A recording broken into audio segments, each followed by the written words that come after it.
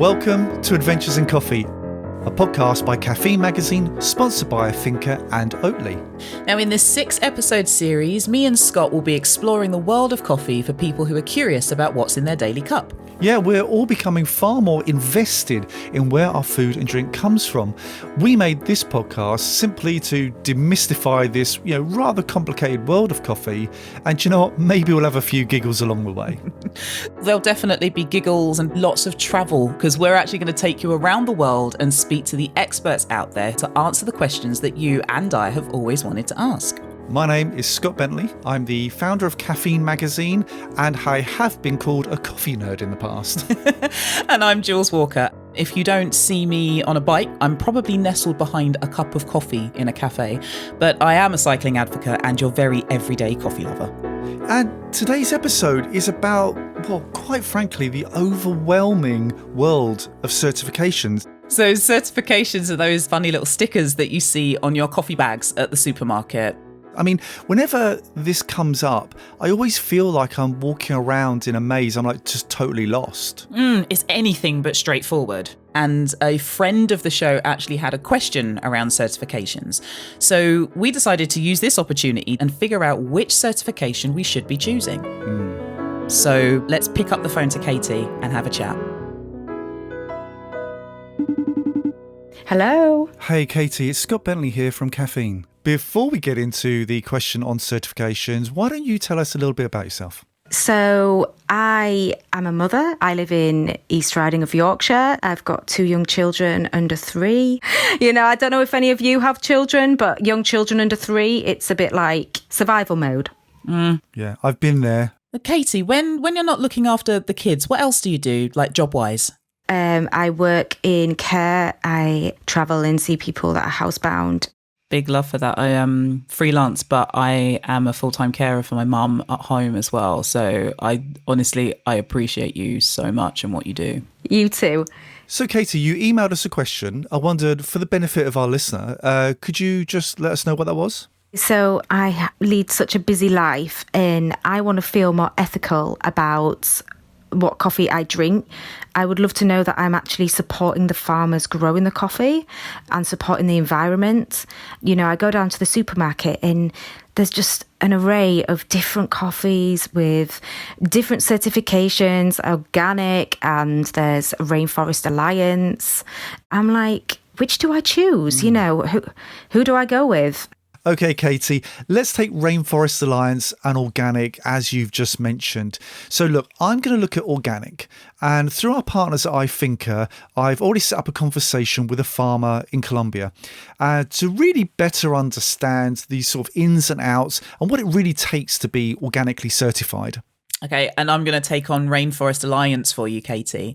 Now, I've set up a call with Stuart, and he's a coffee consultant and will be able to give us all probably a better understanding of what the Rainforest Alliance certification is all about. How does that sound, Katie? That sounds great.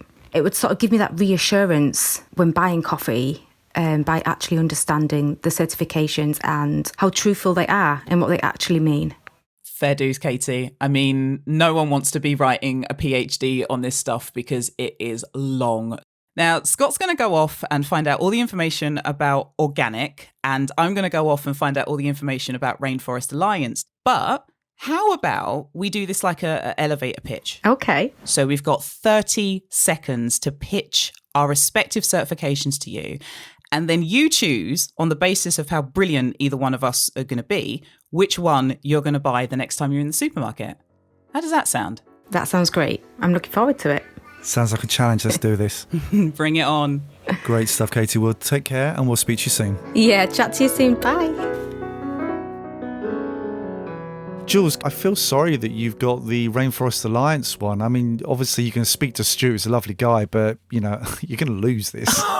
No, this is the bit that I crush you, actually. You crush me. Like a bean in a grinder. Oh, good.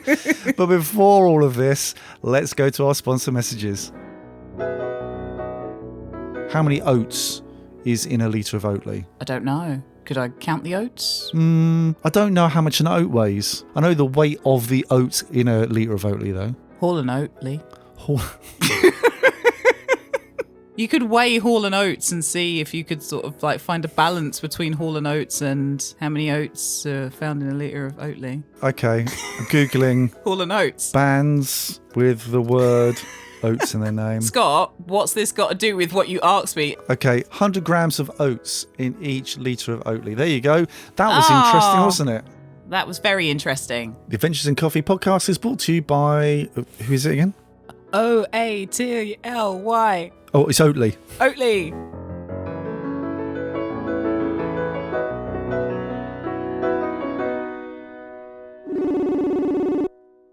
Hey, Stuart, it's Jools. Oh, hey, Jools. So, Stuart, just for the benefit of our listeners, I was just hoping you could just give a little bit of background about yourself and what it is that you do. Yeah, so my name's Stuart Ritson. Sounds weird to say this to you. Anyway, I've been involved in the coffee industry for the last 10 years now, working with cafes, roasters, farmers, traveling the world. It's all quite glamorous, except from the lonely nights in hotel rooms. None of which happens anymore anyway, because I'm in my home office. So, Stuart, what's the story with Rainforest Alliance? They were started in the 80s by Daniel Katz, and the aim was pretty straightforward: to stop the deforestation of the rainforest. And with that in mind, they grew to certify farms that did anything to do with forests. So bananas, coffee, cacao, and they help consumers to know they're buying a product that isn't leading to deforestation, issues around climate change, things like that. How does it actually work? So a coffee farm will sign up, get certified by a local certifying body, then get that Rainforest Alliance logo on their coffee. They can then sell that to a roaster who is also signed up with Rainforest Alliance, and they as well get audited, and they can then sell the coffee with the Rainforest Alliance logo. Okay, so Stuart, how does Rainforest Alliance actually benefit a producer of coffee? So, for instance, they help reduce wastewater going into rivers. And so I've read reports and seen great marketing online about farmers saying, well, now our children are kind of safe to play in and around our farm, and we can use the river again for drinking water, things like that. Another really important thing to say is there's no price minimum when it comes to Rainforest Alliance products. So in that way, you could be buying a product as cheap as, dirt cheap, cheap as chips, and it could still have Rainforest Alliance certificates on it.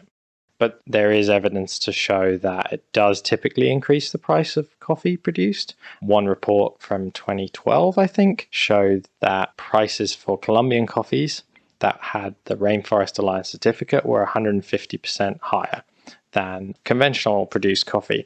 And if that's the case across the board, that's a huge deal. That's a great incentive, and that really helps farmers. Okay. But as I said, it's sometimes hard to say if that's really happening everywhere. So Stuart, I have to ask some questions about organic. I'm kind of looking for a little bit of dirt. Is it all right for me to ask what are the downsides of organic certification? Yeah. One of the things that stands out to me as being kind of unfair about the way organic works is that they have this conversion period. So if I run a normal coffee farm and I like what I do, but I'm thinking, how can I make more money? How can I set my coffee apart? Maybe I should do organic. If I want to become an organic farm, there's a conversion period of 3 years. So at the start of those 3 years, I stop using any synthetic chemicals. I stop using pesticides. And then for 3 years later, I can finally use the organic logo. So for 3 years, I have to run an organic farm, but I can't claim to be organic yet. And that can be a big issue when you look at when you produce in an organic way, you produce less.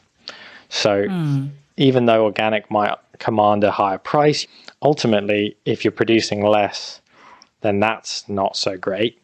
One thing that's for sure, and all farmers agree on with regards to producing organic, is that it's more work. You have to set manual traps for pests. You have to hand weed the farm. You have to do a lot more things, which is way more labor intensive and costs a lot more. Considering what you've let me know, which one overall would be better? Would it be the Rainforest Alliance or would it be organic that's kinder to the environment? That is such a hard question. And I think I love the hard questions.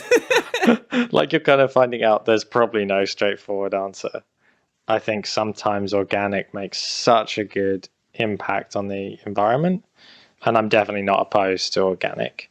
And then Rainforest Alliance has all these great aims about deforestation and waterways, taking care of the environment. But because they have this graded system where you can be not achieving all those goals, but just the bare minimum and get the Rainforest Alliance certificate, or you can be doing a huge amount and get the same certificate, it's hard to say which farms are doing what, where is the most impact taking place. My gut, I sense that organic probably is good in that it's just a cut and dry thing. And if Rainforest Alliance could always achieve all of its aims, then it would be almost a utopian dream, which is super great, but also makes me question how far along that journey we really are. This isn't cut and dry at all. It's left me with more questions than I started with. That might happen when you pick up the phone. So, Stuart, before I let you go, could you just let our dear listener know what's been keeping you busy these days? I've been working on this project I call Good Hands in Coffee. Mm-hmm. And it's basically just a list of all the charities and different non-profits that work in the coffee sector. And I hope people find a good charity that they want to support. That's great, Stuart. We'll pop a link in the show notes. Oh, Stuart, thank you so much. Crush Scott, that guy. Yeah, I'm going to defeat him. Right then, I've had my excellent chat with Stuart. So, Scott, it's time for you to go away and do your homework, where you have your chat with Jose on organic certifications. Okay, bring it on. Hello, Scott. How are you? Yeah, I'm really great. Thanks very much for taking the time to speak to me today, Jose. So you're a farmer in Colombia. Could you tell our listener exactly where you are? I have a farm in Medellin. It's the biggest farm in the second largest city of the country. Great. Jose, look, let's get straight into this, if you don't mind. I need to prove why organic is, better than Rainforest Alliance. Do you think you could outline to the listener and to me what are the benefits of organic? To be organic as a farmer is actually really important because you can see a lot of more animals, insects. You are going to have a lot of more biodiversity in the farm. If I'm buying organic coffee from you, will I be paying a higher price for organic coffee? What's the problem with organic? You can have the certification of organic coffee, but that doesn't mean that someone is paying double or triple of the price. You can have the organic certification and then have the same price as the commodity price. The organic certifications are more like for middlemen than actually like the benefit that can give to the farmer. Okay, Jose, so to be clear, you're not guaranteed to make more money when you're certified as organic. But what about Rainforest Alliance? How much more money do you make when your coffee is certified as Rainforest Alliance? You get like 14 cents for a kilogram. 14 cents? Yeah. US like dollar that. cents? Yeah, US dollar cents. For 1 kilogram of coffee. That's like 10 UK pence for the effort, the time, and all of this you have to do. Right. So basically what you're saying here is that a lot of these certifications, you're not really making a great deal more money from that work you're putting in. Exactly. The people that are getting the benefit from all of that are the people that are selling the coffee on to the consumer afterwards. Exactly. So Jose, what's the most important thing to you when it comes to selling your coffee? It's going to be simple. Better prices. Better prices, yeah. So can you give our listener an idea, if she just wants to do the right thing, what can she do? Okay, so what they can do is like make a research about like the relationship that coffee brand have with the farmer.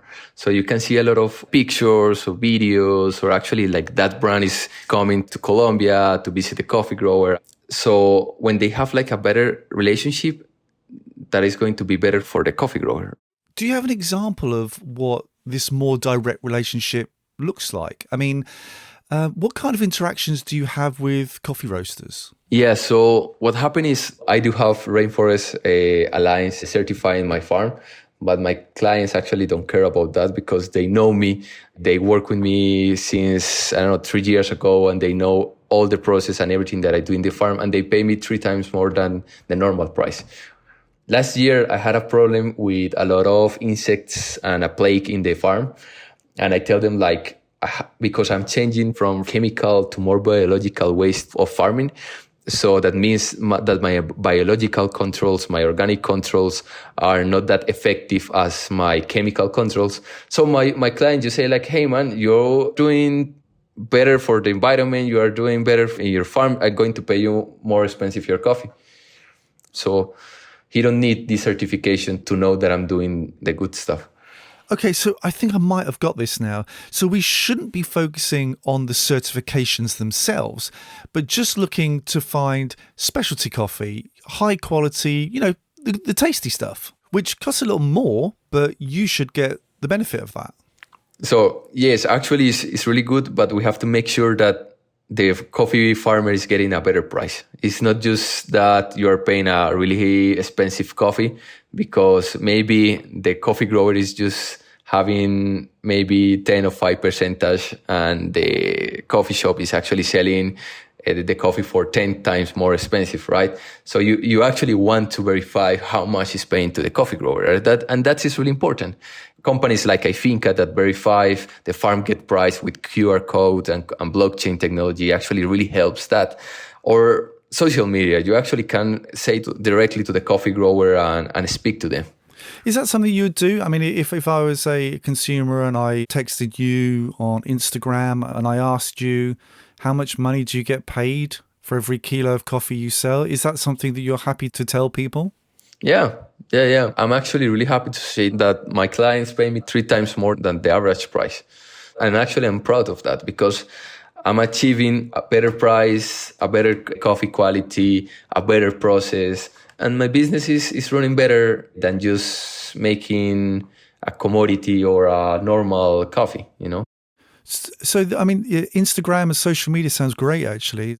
Is there anything else? Is there another way in which I can kind of track what's going on as a consumer? Yeah, so in reality, a lot of farmers don't have like this access to social media. So there is one company that's called Ifinca that you can scan the QR code and it's saying, hey, look, this is the price that is actually going to the farmer.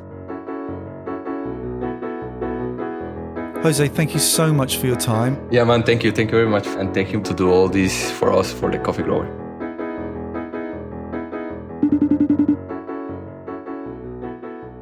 Hello. Hey, Katie, it's Scott and Jools here. Oh, great. I've spoken to Jose over in Colombia, and I think, Jools, you spoke to some geezer who kind of flogs like beans. Is that right? That geezer is my friend, and he's called Stuart. I just want to say, Katie, I got off the phone to Jose less than half an hour ago, so please be gentle with me. I've been doing my research. I've been cramming hard, but Jools has had all day to prep. So she's obviously kind of got really slick. I can tell what you're doing. She's a journalist. I can tell what you're doing. Katie, he's trying to set me up for a fall. He's trying to psych me out. It's like mind games. You just, better give a good pitch and, You tell her, Katie. Okay, you ready? Is this the 30 seconds? This is it. Yeah, baby. 30 seconds on the clock. No! Oh my God, I've got so much. Because if I just slam in with the end of it. Jools, we're going in 3, 2, 1. Rainforest Alliance, it's a charity and a certification body that was started in the 80s by an American environmentalist called David Katz. Now, the aim of it is in the name. It's to stop deforestation of the rainforest and have sustainable, environmentally friendly farming within it. Now, I know we're talking about coffee in this, but Rainforest Alliance goes way beyond that. They certify farms who grow other produce in the rainforest. So we're talking about bananas and cacao, for example. And the alliance helps the two parties in this. It helps the farmers to be more sustainable and the consumers like us to know that we're buying. Oh, this is cruel. I had so much good stuff that I still needed to get in here. It was your rules, Jools. This is the point. Can't I just change the rules even though it was like my idea and I've now shot myself in the foot with it? No. Jools, are you timing me? Right. It's here. Yep. In 3, 2, 1. Go. Katie, look, in its simplest form, organic is a set of sustainable farming practices. And the Rainforest Alliance is a business first and foremost. And for the farmer, it's a set of business practices. So speaking to Jose, his main concern is basically getting better price for his coffee. Rainforest Alliance does not give him a minimum price. It just gives him a measly premium of 14 cents on top of a kilo from the stock market trading price. Now, organic standards are... Stop. I had like 3 paragraphs to go. I guess neither of us actually won that one, Scott. We both messed this one up. Yeah, maybe that's a 0-0 then. Do you know what? Is it actually quite hard to try and sum this up in 30 seconds? Because it's complicated. The 2 certifications are there for the consumer to have a look at when they're going into the supermarket, but it really isn't that cut and dry, is it? So, reading between the lines, I believe that by the farmer being paid a decent wage, they're more likely to invest that back into the environment and their own communities and give them almost the power to look after where they live and grow their communities. Absolutely, Katie. I think you might have nailed it there. I mean, as consumers, we pay premiums for this certified coffee, but unfortunately, sometimes little of that extra money really trickles back down to the farmer. I think if I was to suggest one thing, it would be to try and buy local specialty coffee. Have those conversations with your roaster about, where they get their coffee from and how much they pay for it. Or the other thing to do is, if the coffee's been, I think, verified, you can find out exactly how much that farmer was paid. But if not, you can go on Instagram. Many of these farmers have an Instagram account and they love connecting with people that buy their coffee. Strike up a conversation with them. Tell them you love their coffee. Awesome. That's great. Well, thanks very much for getting in touch with us. You too. Take care, all of you. Bye-bye. Bye. Bye-bye. All right, Scott, let's hit the credits. This podcast was brought to you by James Harper, the creator of the coffee podcast Filter Stories. And he also tinkles the ivories that you hear in the background of the podcast. Now, we have put links in the show notes to Jose's Instagram, so you can go and have a chat with him yourself. And we've also put in notes for Stuart Ritson's list of coffee charities, which is called Good Hands in Coffee. So you can take your pick. If you like this show, subscribe on your podcast app. You can help others to find the show by leaving a review on Apple Podcasts or Castbox, and please, only 5-star reviews. Now, if you, like us, live on social media, you can also follow us on all the usual platforms. You can find Scott at Caffeine Mag, me at Lady Velo, and our wonderful producer James Harper at Filter Stories Podcast. I mean, who's not on social media? But tell us, do you look for certifications when you're buying your coffee?